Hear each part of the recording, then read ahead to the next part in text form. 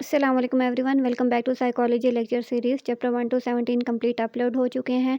Currently chapter number 18 start किया है, जिसमें क्लिनिकल साइकोलॉजी डिस्कस कर रहे हैं। क्लिनिकल साइकोलॉजी के मोस्ट इंपॉर्टेंट पार्ट पे बात कर रहे हैं, जिसको साइको डायग्नोस्टिक कहा जाता है, और इसके लिए हम DSM-5 TR को फॉलो करते हैं। According to DSM, first category of disorders को न्यूरो डेवलपमेंटल डिसऑर्डर्स कहा जाता है, जो कि अर्ली डेवलपमेंटल पीरियड में स्टार्ट होते हैं। इसमें intellectual developmental disorders and communication disorders detail में पढ़ चुके हैं। करंटली हम ऑटिज्म स्पेक्ट्रम डिसऑर्डर डिस्कस कर रहे हैं। रीइंफोर्समेंट का वर्ड हम बार बार यूज़ कर रहे हैं, तो आज हम डिस्कस करते हैं कि रीइंफोर्समेंट होता क्या है, इसकी डेफिनेशन क्या है, इसकी टाइप्स क्या हैं, और इसको हम कैसे प्रैक्टिकल यूज़ करते हैं। रीइंफोर्समेंट साइकोलॉजी में एक सेंट्रल कॉन्सेप्ट है, और ये specially behaviourism and learning theory में यूज़ किया जाता है, क्योंकि ये किसी भी बिहेवियर को स्ट्रेंथन करता है, स्ट्रॉन्ग बनाता है, इंक्रीज़ करता है, और वो फ्यूचर में भी बिहेवियर रिपीट हो रहा होता है। ठीक है, तो रीइंफोर्समेंट जो है वो एजुकेशन, थेरेपी, पेरेंटिंग स्टाइल में यूज़ किया जाता है, और स्पेशली जो डेवलपमेंटल डिसऑर्डर्स हम पढ़ रहे हैं, इसमें भी यूज़ किया जाता है। इसीलिए हम सारे डिसऑर्डर्स में बार-बार पढ़ते आए हैं कि हम बच्चे के बिहेवियर को रीइंफोर्स करते हैं, ठीक है?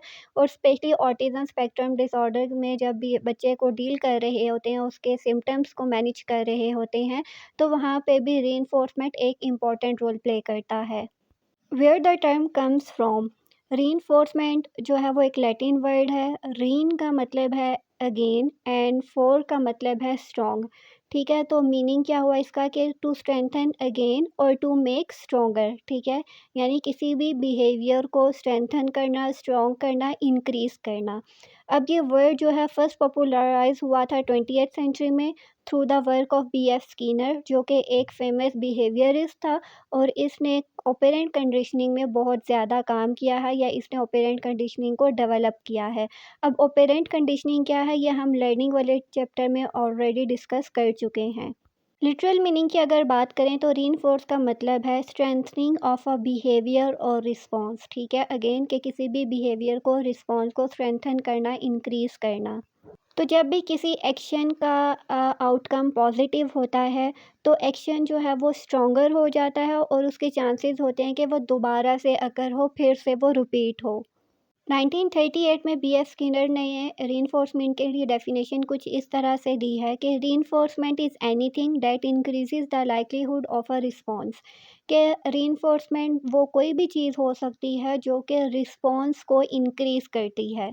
मीन्स कोई भी ऐसी चीज़ जो कि हमारे डिज़ायर्ड बिहेवियर को इंक्रीज़ करती है, स्ट्रॉन्ग बनाती है, मॉडिफ़ाई हम जिस बिहेवियर को करना चाहते हैं, उसके लिए हम रीइंफोर्समेंट का यूज़ करते हैं। ठीक है, फॉर एग्ज़ाम्पल कि हमने बच्चे से कोई भी टास्क करवाना है, तो हम उसको कहते हैं कि मैं अगर तुम ये काम कर लोगे, तो तुम्हें मैं चॉकलेट दूँगी। अगर तुम ये काम कर लोगे, तो मैं तुम्हें तुम्हारा फ़ेवरेट टॉय दूँगी।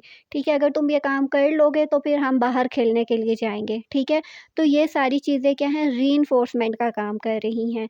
रीइंफोर्समेंट की 2 टाइप्स हैं जो कि इम्पॉर्टेंट हैं, और ये शॉर्ट में भी पूछा जा सकता है, लॉन्ग में भी पूछा जा सकता है। First one is positive reinforcement and second one is negative reinforcement. First one is positive reinforcement. ठीक है, पॉजिटिव है तो इट्स मीन कि हम कोई चीज़ ऐड कर रहे हैं, और वो जो चीज़ ऐड कर रहे हैं वो एक प्लेजेंट चीज़ होगी, ताकि हम डिज़ायर्ड बिहेवियर को इंक्रीज़ कर सकें, मॉडिफ़ाई कर सकें। ठीक है, तो इन सिंपल टर्म्स किसी भी बिहेवियर को मॉडिफ़ाई करने के लिए जब हम कोई चीज़ प्लेजेंट चीज़ ऐड करेंगे, तो उसको हम पॉजिटिव रीइंफोर्समेंट कहते हैं। ठीक है, फॉर एग्ज़ाम्पल कि अगर तुम अपना रूम साफ़ करोगे तो तुम्हें कैंडी मिलेगी। ठीक है, तो ये जो कैंडी है ऐड कर रहे हैं, और ये एक प्लेजेंट चीज़ है। ठीक है, तो जब हम कोई प्लेजेंट चीज़ ऐड कर देंगे बिहेवियर को मॉडिफ़ाई करने के लिए, तो वो पॉजिटिव रीइंफोर्समेंट होगा। और डिज़ायर्ड बिहेवियर हमारा क्या था कि हमने उसे रूम क्लीन करवाना है। ठीक है, तो नेक्स्ट टाइम अब देखो ज़्यादा चांसेस हैं कि वो नेक्स्ट टाइम भी रूम अपना खुद से क्लीन कर लेगा, ताकि उसको कैंडी दी जाए, उसका फ़ेवरेट टॉय दिया जाए। ठीक है, तो ये डिज़ायर्ड हमारा बिहेवियर है, तो इसको करवाने के लिए हम उसको कैंडी दे रहे हैं, जो कि रीइंफोर्सर का काम कर रही है। सेकंड पे हमारे पास आता है नेगेटिव रीइंफोर्समेंट। नेगेटिव रीइंफोर्समेंट क्या है? Removing something unpleasant after a behaviour to increases. किसी भी बिहेवियर को इंक्रीज करने के लिए जब कोई अनप्लेजेंट चीज़ रिमूव करेंगे तो वो नेगेटिव रीइंफोर्समेंट है, ठीक है। पॉजिटिव रीइंफोर्समेंट क्या था कि प्लेजेंट चीज़ को ऐड कर रहे हैं। नेगेटिव रीइंफोर्समेंट क्या है? अनप्लेजेंट चीज़ को रिमूव कर रहे हैं। For example pain killers removes headache, ठीक है। तो हेडेक जो है उसको हमने रिमूव करना है और ये एक अनप्लेजेंट चीज़ है, ठीक है। तो इट्स मीन कि जब हम मेडिसिन लेंगे तो उसकी वजह से अनप्लेजेंट चीज़ जो है उसको हम रिमूव करेंगे, यानी हेडेक हमारा कम होगा, ठीक है। तो taking pain killers removes headache. In short positive reinforcement में प्लेजेंट चीज़ को ऐड करके बिहेवियर इंक्रीज करवा रहे हैं और नेगेटिव रीइंफोर्समेंट में अनप्लेजेंट चीज़ को रिमूव करके बिहेवियर इंक्रीज करवा रहे हैं, ठीक है। तो दोनों सिचुएशन में बिहेवियर को हम मॉडिफाई या इंक्रीज या स्ट्रॉन्ग बना रहे हैं। अब चूंकि ऑटिज़म स्पेक्ट्रम डिसऑर्डर हम डिस्कस कर रहे हैं तो हम देखते हैं कि ऑटिस्टिक चाइल्ड के साथ हम रीइंफोर्समेंट का यूज़ कैसे करते हैं, ठीक है। तो बिहेवियरल एनालिसिस या अप्लाइड बिहेवियरल एनालिसिस में रीइंफोर्समेंट को बहुत ज़्यादा यूज़ किया जाता है ताकि बच्चे को न्यू स्किल्स सिखाई जाए और जो प्रॉब्लमेटिक बिहेवियर्स हैं उनको कम किया जाए। फॉर एग्ज़ाम्पल अगर पॉजिटिव रीइंफोर्समेंट की बात करें तो हमने पढ़ा है कि हम एक प्लेजेंट चीज़ को ऐड करते हैं, ठीक है।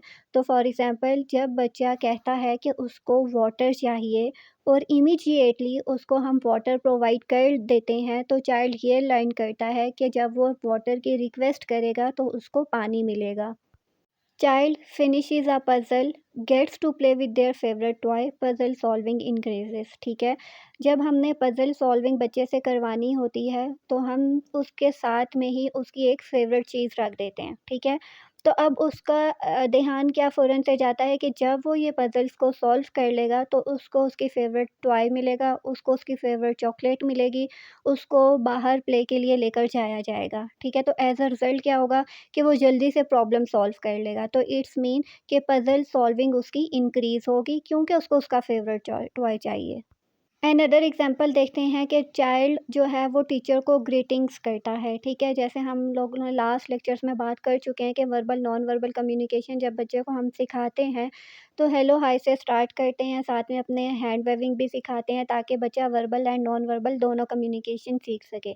तो अब जब यहाँ पे बच्चा जो है वो ग्रीटिंग्स करना सीख लेता है जब या फिर जब हम उसे ग्रीटिंग सिखा रहे होते हैं तो साथ ही हम उसको फ़ौरन से प्रेज़ कर देते हैं कि यू डिड ग्रेट जॉब या गुड जॉब सेइंग हेलो, ठीक है।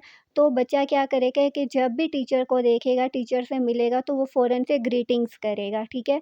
तो हमने एक ये चीज़ भी पढ़ी थी कि इन बच्चों को मैनर्स सिखाना थोड़ा डिफ़िकल्ट होता है लेकिन ये जब सीख जाएँ तो फिर ये उसको अच्छे से परफ़ॉर्म करते हैं। तो जब भी हम बच्चे को प्रेज़ कर रहे हैं, रीइंफोर्स कर रहे हैं तो फ़ौरन से डिज़ायर्ड बिहेवियर उसका इंक्रीज़ हो रहा है, स्ट्रॉन्ग हो रहा है। Second is negative reinforcement examples.